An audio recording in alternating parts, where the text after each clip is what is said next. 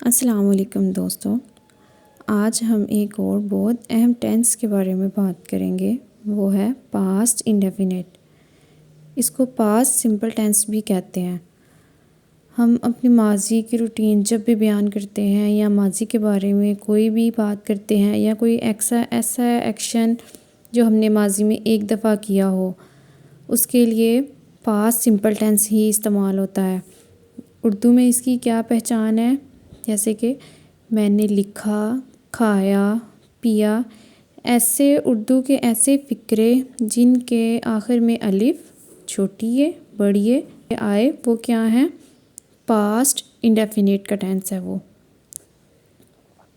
Past indefinite ऐसे अमल होता है, ऐसा काम होता है जो माजी में, पास्ट में हमने किसी एक मखसूस वक्त पर, एक ख़ास वक्त पर किया और वो उसी वक्त ख़त्म हो गया।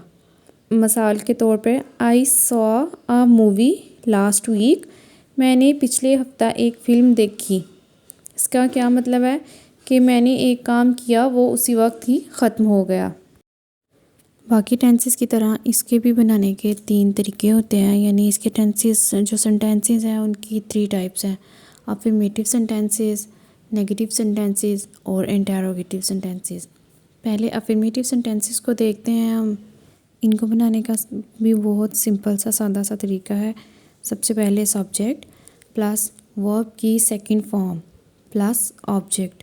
अब इस पास्ट टेंस में वर्ब की सेकंड फॉर्म ही यूज़ होती है। जब भी पास्ट का कोई भी सेंटेंस होगा या पास्ट का कोई भी टेंस है, पास्ट के जो टेंसेस हैं उसमें हमेशा सेकंड फॉर्म ही यूज़ होती है। शी वेंट टू बाज़ार, वो बाज़ार गई। शी स्टडीड इंग्लिश, उसने अंग्रेज़ी पढ़ी। आई सॉ हर, मैंने उसे देखा। इन सारे सेंटेंसेस में सेकंड फॉर्म ऑफ वर्ब जो है वो सेकंड फॉर्म यूज़ हुई है। इसके बाद नेगेटिव सेंटेंसेस। नेगेटिव सेंटेंसेस में भी वही स्ट्रक्चर है, बस इसमें हेल्पिंग वर्ब जो है वो हमारा डिड इस्तेमाल होगा। चाहे इसमें सब्जेक्ट प्लूरल हो, सिंगुलर हो, चाहे वो वाहिद है या जमा है, जो भी है, दोनों के साथ डिड इस्तेमाल होगा। प्रेजेंट सिंपल टेंस में हम ऐसा करते थे ना कि हम डू और डज़ का इस्तेमाल करते थे। जो सिंगुलर था उसके साथ हम डज़ इस्तेमाल करते थे और जो प्लूरल था उसके साथ हम डू इस्तेमाल करते थे। पर पास्ट टेंस में सिर्फ एक ही हेल्पिंग वर्ब इस्तेमाल होता है, वो है डिड। सबसे पहले आएगा subject plus did not plus verb की फर्स्ट फॉर्म प्लस ऑब्जेक्ट।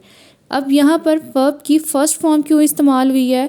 क्योंकि हमने डिड इस्तेमाल कर लिया। डिड ऑलरेडी डू की सेकंड फॉर्म है। एक जुमले में 2 दफ़ा हम सेकंड फॉर्म इस्तेमाल नहीं कर सकते, इसलिए हम एक दफ़ा ही इस्तेमाल करेंगे। एज अ हेल्पिंग वर्ब हमने सेकंड फॉर्म यूज़ कर ली है जो कि डू की है। डू की सेकंड फॉर्म डिड है और हमने ये सेकंड फॉर्म इस्तेमाल कर लिए, इसलिए सेकंड फॉर्म के फ़ौरन बाद अगर कोई वर्ब लगाना पड़े तो वो फर्स्ट फॉर्म में ही आता है। जैसे she did not go to बाज़ार। जब सादे जुमला बनाया था हमने यहाँ पर गो की जगह पर हमने वेंट इस्तेमाल किया था, वो सेकंड फॉर्म थी। पर अब डिड आने की वजह से यहाँ अब हम गो का इस्तेमाल करेंगे। She did not go to बाज़ार, वो बाज़ार नहीं गई। She did not study English, उसने अंग्रेज़ी नहीं पढ़ी। आई डिड नॉट सी हर, मैंने उसे नहीं देखा। उसके बाद आ जाते हैं हम इंटरोगेटिव सेंटेंसेस की तरफ।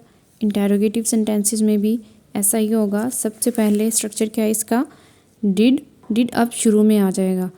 Did plus subject plus verb की फर्स्ट फॉर्म प्लस ऑब्जेक्ट। यहाँ भी इस इंटरोगेटिव सेंटेंसेस में भी हम वर्ब की फर्स्ट फॉर्म ही इस्तेमाल करेंगे, क्योंकि डिड जो है वो डू की ऑलरेडी सेकंड फॉर्म है, इसलिए हम फर्स्ट फॉर्म इस्तेमाल करेंगे। डिड शी गो टू बाज़ार, क्या वो बाज़ार गई? डिड शी स्टडी इंग्लिश, क्या उसने अंग्रेज़ी पढ़ी? डिड आई सी हर, क्या मैंने उसे देखा? इन सेंटेंसेस के अलावा भी अगर हम देखें तो जो हमारी पास्ट हैबिट्स होती हैं, जो कि हमारी गुज़री हुई आदत होती हैं, जो माजी में हम लोग करते रहे हैं, उसके लिए भी जब बात होगी तो हम पास्ट का ही टेंस इस्तेमाल करेंगे। For example, I often play football when I was young. मैं बचपन में अक्सर फ़ुटबॉल खेलता था। यानी उसने अपने बचपन की बात की है जो कि पास्ट में थी, और ये काम एक दफ़ा हुआ, उस बचपन में हुआ और उसी वक्त ख़त्म हो गया। ये क्या है? Past habits. पास्ट हैबिट्स की जब भी बात होगी तो हमेशा पास्ट टेंस ही यूज़ होगा। उसके बाद पास्ट टेंस को कब इस्तेमाल करते हैं? जब हम कोई भी अपना किस्सा वगैरह या कोई इवेंट्स वगैरह हो जाए या उनके बारे में अगर हम बात करें तो वो क्या होंगी? वो भी हमारी पास्ट में होंगी। जैसे I finished my work, walk to the beach and met my friends. यानी मैंने अपना काम ख़त्म किया, साहिल की तरफ चला और अपने दोस्तों से मिला। ये एक कंप्लीटेड सीरीज़ है एक्शंस की, कि एक काम जो है वो बार बार हो रहा है, होकर एक दफ़ा ख़त्म हो गया है, तो वो क्या है? पर लेकिन ये हमारे माजी के बारे में बता रहा है, तो हम इसमें क्या यूज़ करेंगे? Past tense.